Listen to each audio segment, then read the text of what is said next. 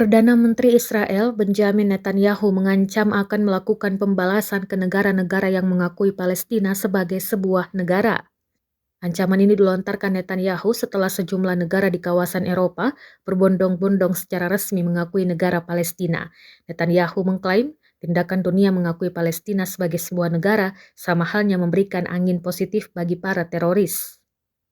Hal senada juga dilontarkan Itamar Ben-Gvir, Menteri Keamanan Nasional sayap kanan Israel. Dalam keterangan resminya, ia menyatakan bahwa negaranya tidak akan melupakan atau memaafkan negara-negara yang mengakui Palestina setelah serangan Hamas pada Oktober tahun lalu.